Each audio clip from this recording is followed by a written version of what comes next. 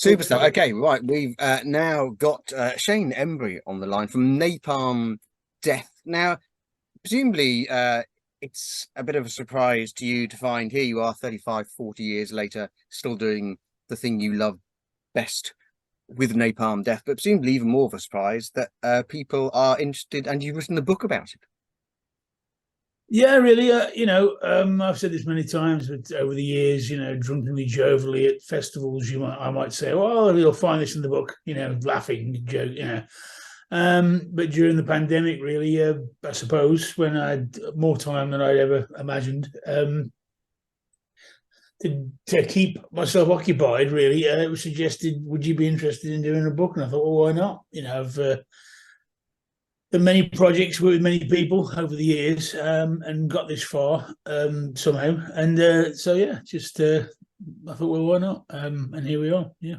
And how difficult was it then to sit down and I guess basically sort of sum up your life and to wear your sort of your heart on your sleeve to a certain extent? That must have been quite a difficult process. Where do you start, I suppose? Well, I think it was suggested, really. I guess to kind of chronologically do it, I guess, which made sense. Dave Everly, pretty much. Give me a second. I'm getting technology bombarded, but Dave Everly, freelance journalist I've known for many years, sort of posed the questions to me. Jogged the memory, but my memory is reasonably intact, strangely enough, from all those years of events.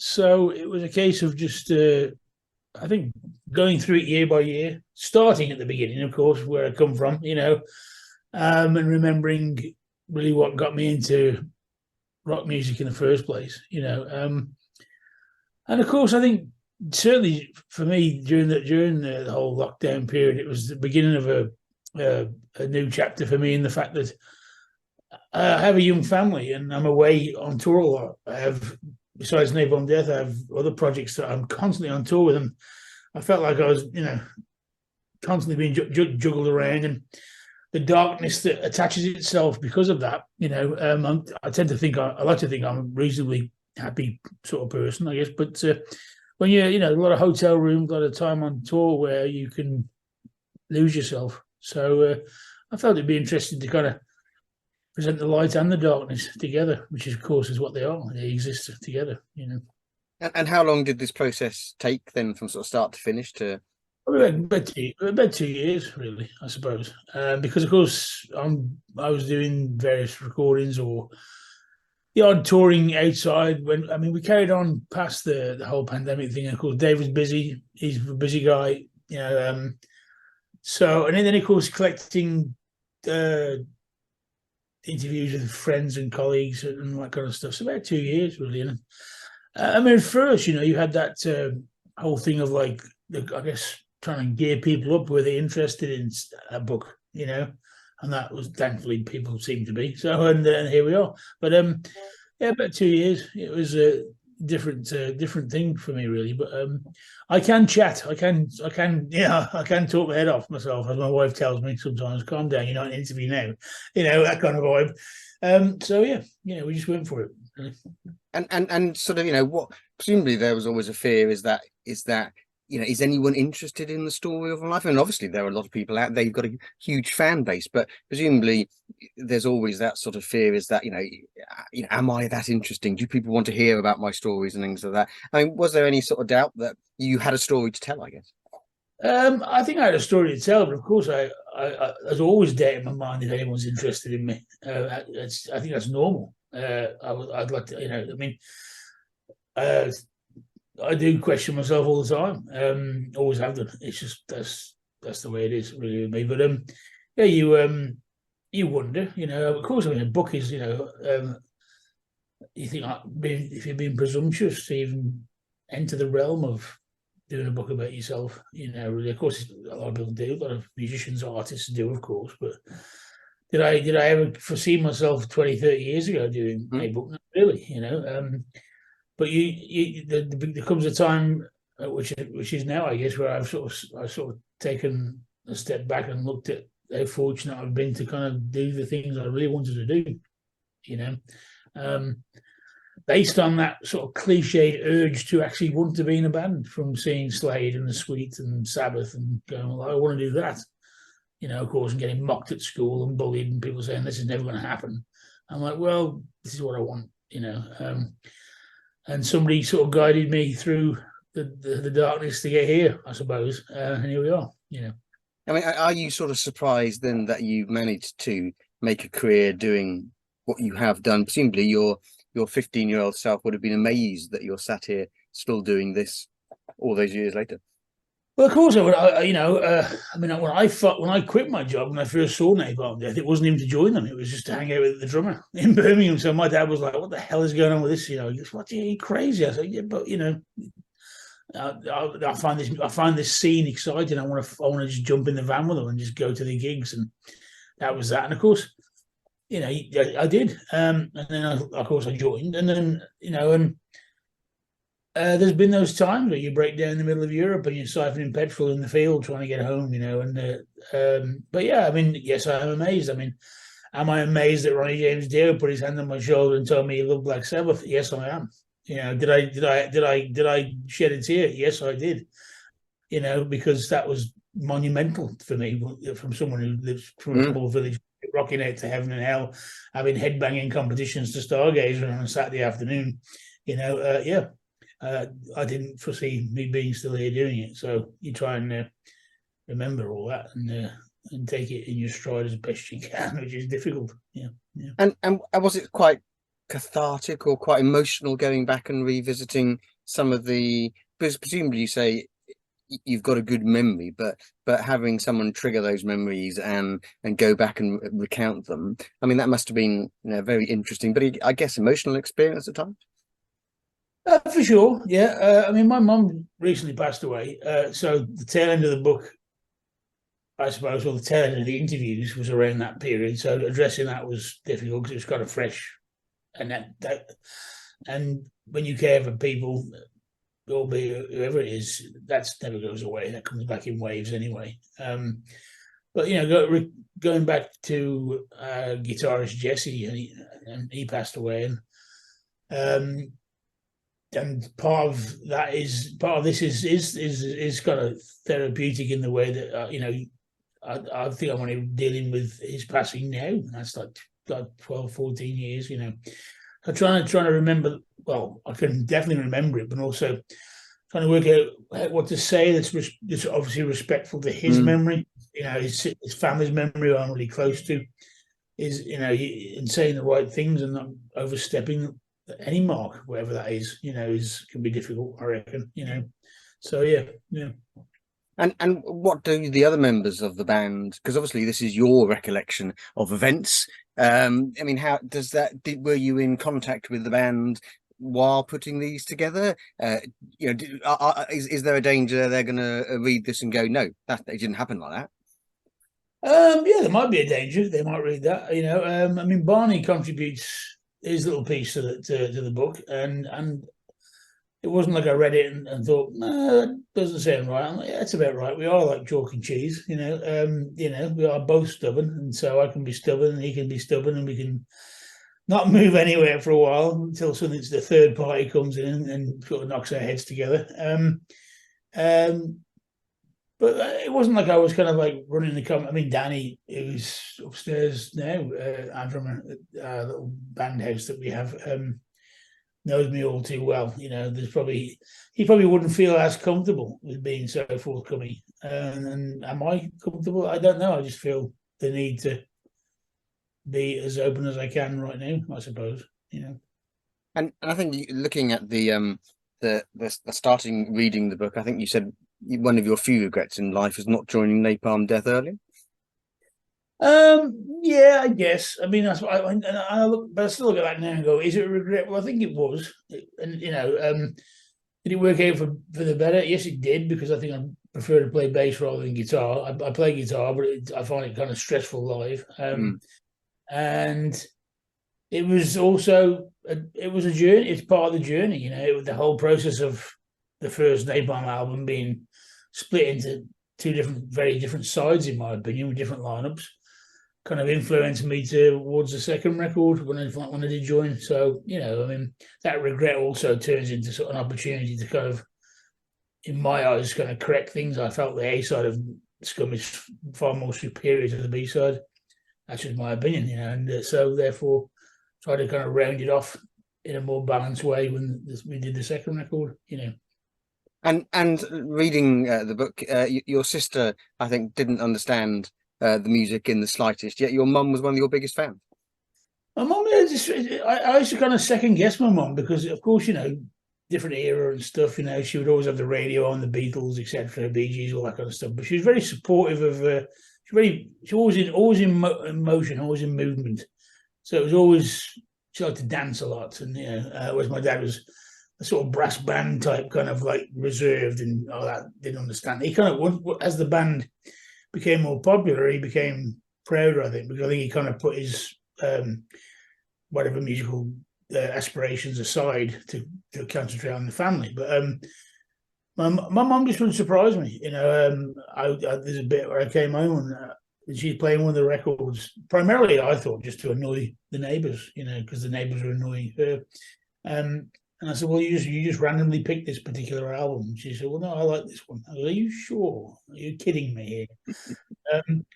But she came to some of the first shows that Mitch Harris played with us, and you know, almost down the front row. I was like, totally paranoid. I thought, "Sarah, you got to pull mum back here because she's going to get hurt by some flying feet or something." But yeah, she seemed to get what we were doing, you know. Somehow, you know. Presumably, it must be slightly off-putting to see your mum in the front row. I just had a heart attack. You know, I'm like, good, because you know, of course, how crazy how crowds can get and do get. You know, but yeah, it was nice. It was nice to have that support. You know, I felt really. See, as you can tell, I'm only a few chapters into the book. What can I expect then from the rest of the? I mean, is it a sex, drugs, and rock and roll expose? How would you sort of sum up the feel of the book, I guess? Well, I mean, there's a lot of. I'd like to think there's a lot of openness there, and there's a lot of truth. Yes, there's a lot of craziness. The sex thing, that was never really my thing. That was the other guys more. So I was too busy drinking, really. But yeah, there's a lot of madness in there, a lot of crazy tales, but also mixed in with, as I say, the past few years for me have been a bit of a journey of trying to work out. Who is the real me? I suppose you know it's like because you can be many things in bands, artists, creations, whatever. You can wear many masks, and I think I wore the mask from Napalm a lot, and at times at home, sometimes you forget to take that off, you know, and come down to earth. And of course, I've got a family and two amazing children and a supportive wife, and balance that, you know. My wife she will remind me that, you know, that I'm not doing an interview right now, and you may be Shane from Nabob there, but here you are husband and father. So, which of course, it's not you forget that, but it's juggling the realities, you know. So the book talks about that a little bit, hopefully, and you know, and yeah, that's it, I guess.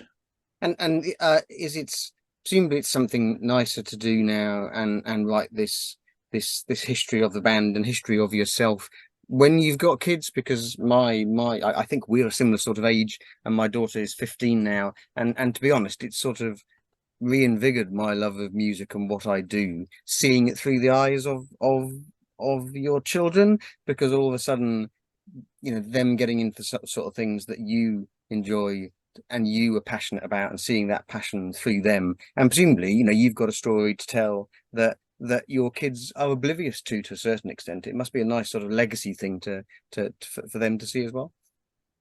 I think I realised that my legacy is my children, really, more than anything else. It's the greatest creation, really, that I could have ever hoped. I mean, when you make music a lot, I tend to externalize my emotions musically in many forms, in many projects, but really, ultimately, it comes down to your kids. And my son's only 5, so it's I started a bit late in the game, and my daughter was 10, you know, but I see the excitement, when they come down here and they see the synthesizers and the guitars and they like the little play and what they like to watch, and see my daughter drift off in a little daydream. I'm like, yeah, you're going somewhere there, aren't you? That little imaginary land. I remember that one, and the creativity, really. So yeah, it's a special thing to see that, and perhaps that's why I'm part of the reason why I'm doing it. I suppose maybe they can maybe read about this and go, "Oh my God, was that him?" I don't know, but they see different sides to me, of course. The good ones, hopefully. And what is happening in the Napalm Death Camp at the moment? We just came back from Australia and New Zealand, which was very nice. I love both those countries, New Zealand especially. Brisbane show was, I don't know, I said this to you, but Boy George showed up at the Brisbane show, which was an unexpected experience.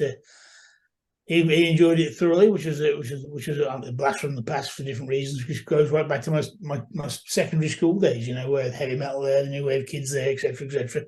So that was strange, but few shows coming up, Japan in December, and then I think a tour in February, like a 4-week tour, and then I want to really start working on recording the next Napalm Death album. It's been such a long time, really.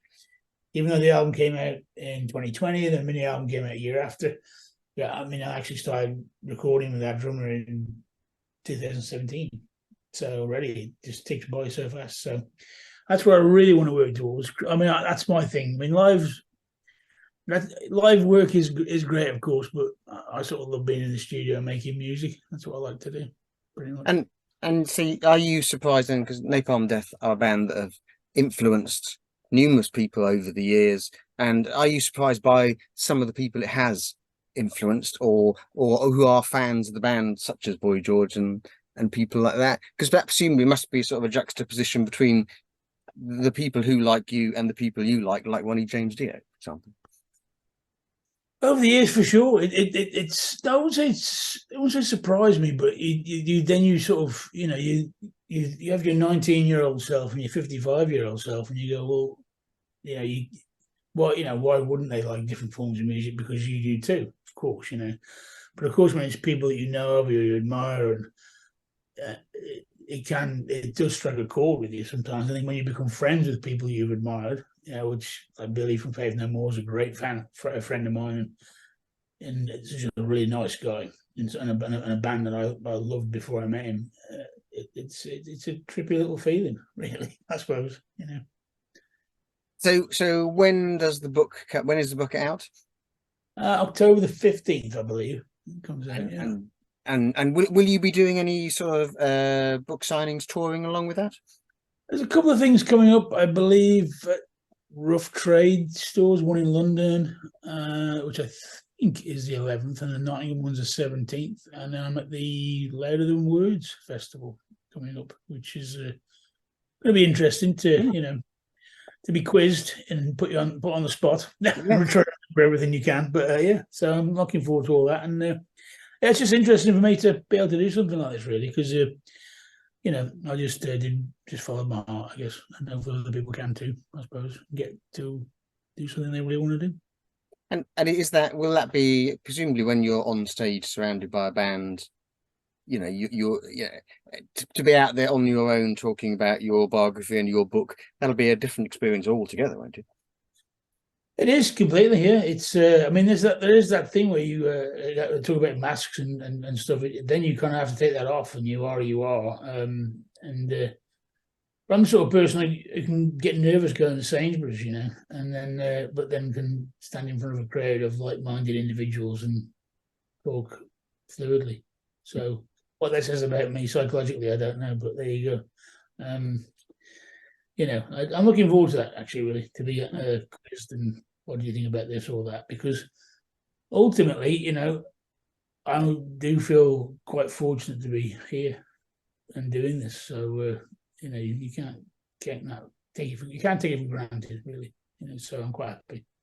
Excellent stuff. Well, I'm enjoying the 3 chapters I'm in so far, and I look forward to seeing the rest of it. Awesome, mate. Brilliant. Thank you.